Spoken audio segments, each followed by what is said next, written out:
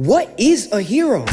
The idea of a superhero has almost always been the center of attention in every child's imagination. There are so many well-known superheroes like Superman, the amazing Spider-Man, the Incredible Hulk, the fastest man alive, the Flash, enough for others to have favorites, and the most captivating thing is there's usually a reason for why you love your superhero. Two people can love Hulk for two completely different reasons, like a kid feeling inspired when Hulk carries a 12-ton bus with ease to intimidate the fiercest of foes and go head-to-head without fear. And in that same scene, another kid will watch as Hulk gently nudges a stray cat out of harm's way before the chaos even begins. They'll both probably hit the gym.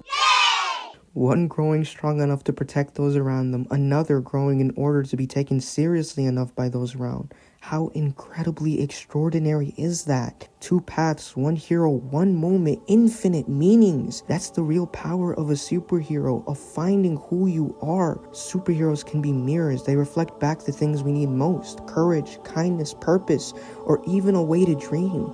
Two people can watch the same scene and leave with entirely different stars in their eyes. They give us back versions of ourselves we didn't know we were hiding. Isn't that the most beautiful kind of magic?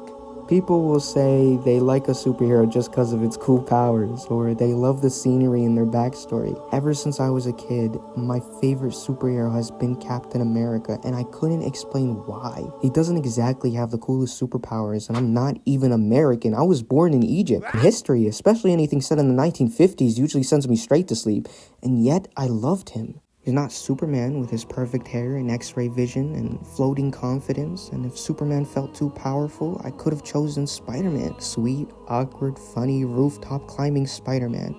But I didn't. I chose Steve Rogers, and now I think I know why. You see, Superman's lesson is to be kind when you're number one, and the world already picks you as mighty. Like Shaquille O'Neal towering at 7'1", who saw Superman and said, "That's me." But what if you're not number one?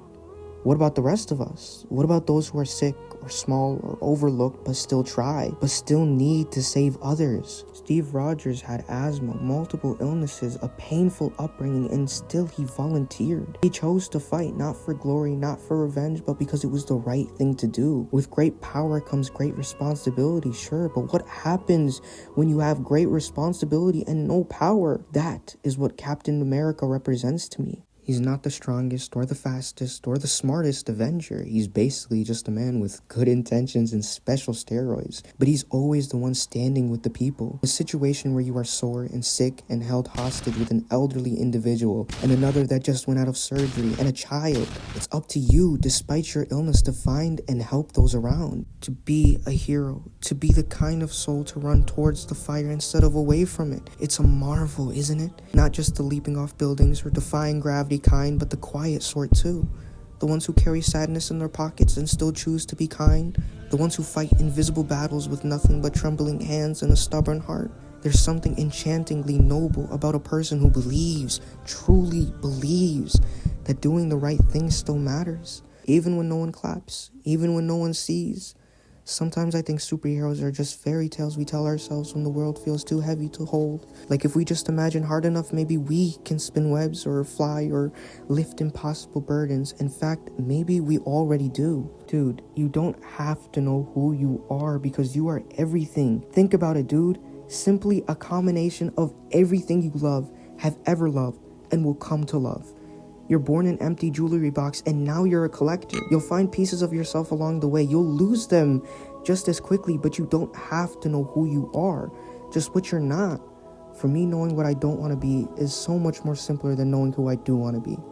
I don't want to be a hypocrite. I don't want to be a slob. Even when it's hard, even when no one's watching, that to me is what it means to be a hero. The most incredible part about that is I've come to this realization on my own by simply understanding what I love. When you think about a leader or a hero and you feel inspired, that's all from within you, man. You were looking at your future possibilities and who you want to be. And maybe, just maybe, you are your own greatest hero.